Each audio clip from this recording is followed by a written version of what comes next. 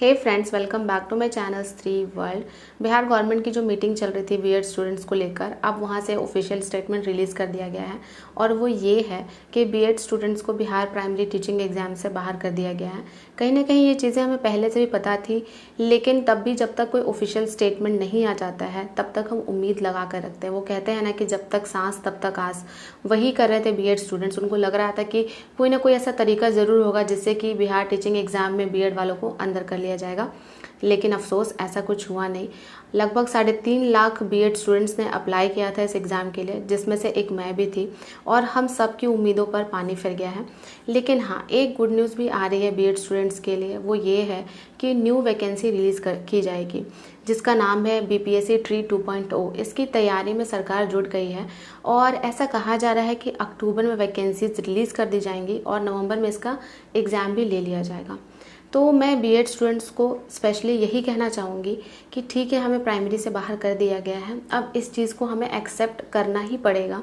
मुझे पता है कि ये एक्सेप्ट करना बहुत लोगों के लिए बहुत टफ होगा, क्योंकि बहुत लोगों ने बहुत मेहनत करी थी। लेकिन यकीन मानिए, अगर आपने प्राइमरी में मेहनत करी थी ना, तो अभी जो वैकेंसीज आएंगी जो कि बीपीएससी ट्री 2.0 है, उसमें आपकी ये मेहनत दिखेगी। आपका नॉलेज वेस्ट नहीं हुआ होगा, आपको पूरा एकदम शुरू से लेकर तैयारी करने की ज़रूरत नहीं पड़ेगी।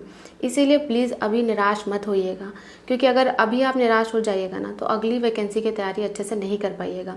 मैं मानती हूँ कि ये अच्छा नहीं हुआ है, लेकिन कुछ चीज़ें अगर अच्छी नहीं भी होती है तो उन्हें हमें लाइफ में एक्सेप्ट कर लेना चाहिए।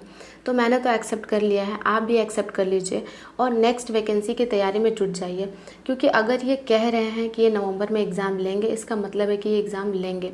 आपने एस्टेट में देखा कि क्या हुआ, 15 दिन हमें फॉर्म फिल करने का टाइम दिया गया और तुरंत उसका एग्ज़ाम कंडक्ट करा लिया गया। बहुत सारे स्टूडेंट्स के सब्जेक्ट कॉम्बिनेशन गलत हो रहे थे, कुछ के नाम में स्पेलिंग मिस्टेक था और बहुत सारे एरर भी थे, लेकिन उसको सरकार ने नहीं सुना, उन्होंने एग्ज़ाम कंडक्ट कर लिया और अभी उसका रिजल्ट भी 18 सितंबर को जारी कर दिया जाएगा। और आप देखिएगा कि एस्टेट का रिजल्ट आने के बाद ही इस वैकेंसी को भी रिलीज़ किया जाएगा। तो मैं आपको यही कहूँगी कि अभी आपको जो भी टेंशन है, जो भी दुविधा है, अभी सबको छोड़ दीजिए, निराश मत रहिए, क्योंकि एक आशा की किरण हमारे पास अभी भी है। क्योंकि जो नेक्स्ट वैकेंसी आने वाली है उसमें 1 से 12वीं तक की वैकेंसीज आएंगी और 6 to 8 की भी बहाली आएगी। 6 to 8 के लिए तो लगभग सभी बीएड कैंडिडेट जो हैं वो एलिजिबल होंगे। इसके अलावा 9-10 का भी अगर आपने एस्टेट पास, 6 to 8 के लिए तो लगभग सभी बीएड कैंडिडेट एलिजिबल होंगे ही।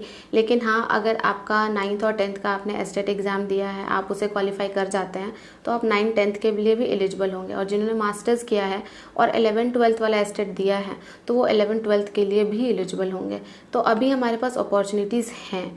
तो जो अपॉर्चुनिटी चली गई है उसके लिए रोने से अच्छा है कि जो अपॉर्चुनिटी आने वाली है उस पर हम ज़्यादा मेहनत करें।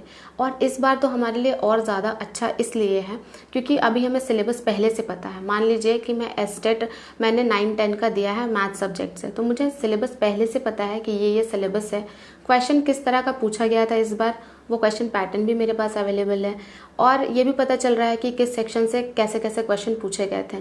तो ये सारी जानकारी हमें भी पहले से है, तो हम इसकी तैयारी और अच्छे से कर सकते हैं। तो मैं आपको यही कहूँगी कि ज़्यादा से ज़्यादा एग्ज़ाम में आपको 2 महीने का टाइम मिलेगा और मुझे नहीं लगता कि इससे ज़्यादा टाइम बीपीएससी हमें देने वाला है। तो मैं आपको यही कहूँगी कि इस 2 महीने को रोने धोने में मत लगाइए। इस 2 महीने में ना अपनी एनर्जी को हाई कर लीजिए, पॉजिटिव हो जाइए और खूब तैयारी कीजिए, अच्छे से तैयारी कीजिए। क्योंकि इस बार भी वैकेंसीज लगभग 1.5 लाख रहेंगी, तो वैकेंसीज कम नहीं है। अगर आप अभी से ही मेहनत करना शुरू कर देते हैं तो जब भी नवंबर में एग्ज़ाम होगा तो आपका एग्ज़ाम ऑब्वियस सी बात है अच्छा जाएगा और फिर आप उसमें ज़रूर सेलेक्ट हो जाएंगे। तो मैं आपको यही कहूँगी कि पॉजिटिव रहिए, जो चीज़ें हो गई उसको भूल जाइए, जो चीज़ें आने वाली हैं उसके लिए तैयारी शुरू कीजिए। और सबसे इम्पॉर्टेंट बात ना कि आप अपने सब्जेक्ट को स्ट्रॉन्ग करना शुरू कर दीजिए। इसका इंतज़ार मत कीजिए कि वैकेंसी आएगी उसके बाद अपने सब्जेक्ट को स्ट्रॉन्ग करेंगे। अगर आप ऐसा करेंगे तो आप गलती कर रहे होंगे। हमारे पास सिलेबस अभी से ही अवेलेबल है, तो बस सिलेबस को देखते जाइए और अपना आपका जो भी सब्जेक्ट है आप उस पर कमांड कीजिए, उसको 3 से 4 घंटे डेली पढ़िए, उसके MCQs सॉल्व कीजिए। अब आप सोचेंगे कि MCQs कहाँ से सॉल्व करें या फिर कहाँ से कंटेंट पढ़ें, तो आप NCERTs को अभी से ही फॉलो कीजिए। कम से कम इतना तो रहेगा ना कि कि जब तक ऑफिशियल नोटिफिकेशन रिलीज होता है तब तक आपका 1-2 क्लास का एनसीईआरटी कंप्लीट हो जाएगा। जैसे मान लीजिए आपको 6 से लेकर क्लास 12 तक की एनसीईआरटी पढ़नी है, तो आप सितंबर में अभी 20 दिन बचा है, तो 20 दिन में आप 2 क्लास की एनसीईआरटी तो कंप्लीट कर ही सकते हैं। 6 और 7 क्लास की कर लीजिए, फिर जब ऑफिशियल नोटिफिकेशन आएगा तो फिर उसके अकॉर्डिंग करने लग जाइएगा। और जो भी हम पढ़ते हैं वो कहीं ना कहीं तो यूज़ होगा ही, स्पेशली टीचिंग एग्जाम के लिए अगर आप एनसीईआरटीज पढ़ते हैं ना तो वो बहुत ज़्यादा यूज़फुल होता है। तो मैं आपको यही कहूँगी कि अभी से ही पढ़ना शुरू कर दीजिए, वेट मत कीजिए। और दूसरी बात ना कि निराश बिल्कुल भी मत होइए। अब न्यू वैकेंसी आने वाली तो खुश हो जाइए और खुश होकर अच्छे से प्रिपेयर कीजिए, देखिएगा हम सब एक दिन ज़रूर सेलेक्ट होंगे। आज की वीडियो में इतना ही। अगर आपको ये वीडियो अच्छी लगी हो तो लाइक कर दीजिए, चैनल पर नए हैं तो सब्सक्राइब कर दीजिए। मिलते हैं नेक्स्ट वीडियो में।